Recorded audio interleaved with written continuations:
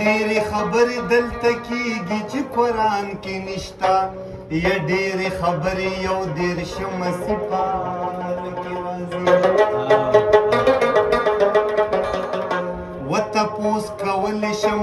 خو خپل ضمیر مې لاس ونیسي یا څه وکړم هر پښتون مې څه ناڅه رشته کې راځي و دلته سود مخوره دلته وینې څکه جنت ته به ځې یا دلته رښتیا ویل ګناه کبیره کې راځي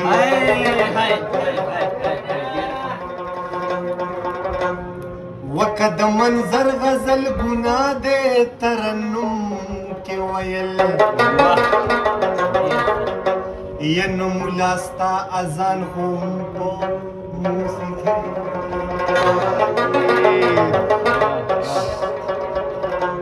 وتا دی جمعات کې په جړا وبخي یا ما دې د پیغلو په مسکا وبخي ای زما په خیال د باچا خان په وجه زما په خیال د باچا خان په وجه کی دی شي ټوله پښتونخوا وبخي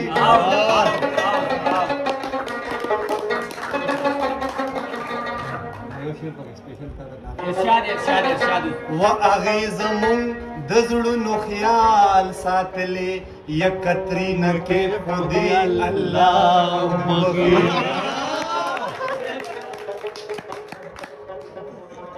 و ظالم یارا تا بخي او کنه ستا ننګي د خامخا وبخي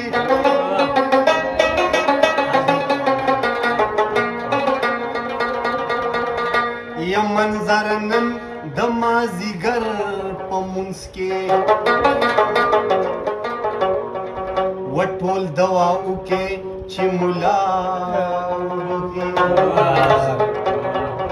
و څوک چې افغان پسې خبرې کوي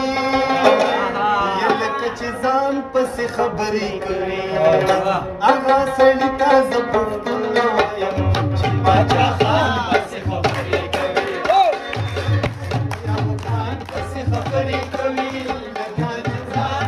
خبرې کوي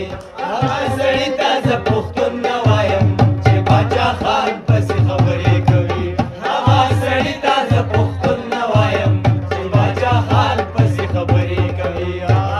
منم خو غلطي نه منم زړه راکړې زما نه ځان واخله اول دې خوله په سمندر ووینځه پښتو وینم د باچا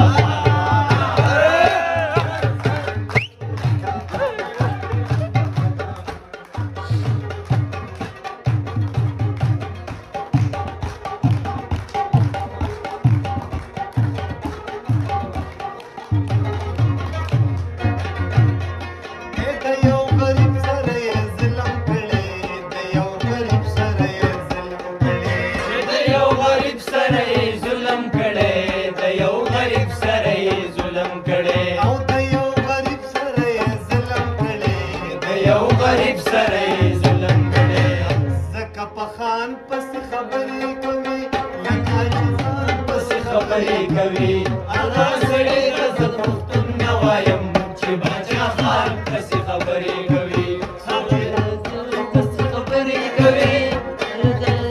پسې خبرې کوي هغه سړي ته زه پښتون نه وایم چې باچا خان پسې خبرې کوي هغه سړي ته زه پښتون نه وایم چې باچا خان پسې خبرې کوي ککه پند خورې نه وي لږ دې راکه باچا خانه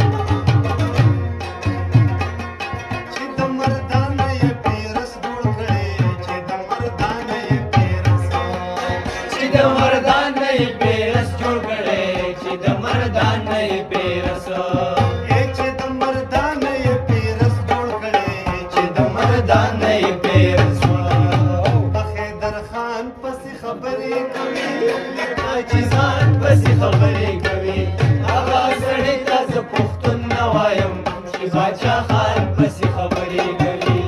چې افغان پسې خبرې کوي لکه چې ځان پسې خبرې کوي هغه سړي ته زه پښتون نه وایم چې باچا خان پسې خبرې کوي هغه سړي ته زه پښتون نه وایم چې باچا خان پسې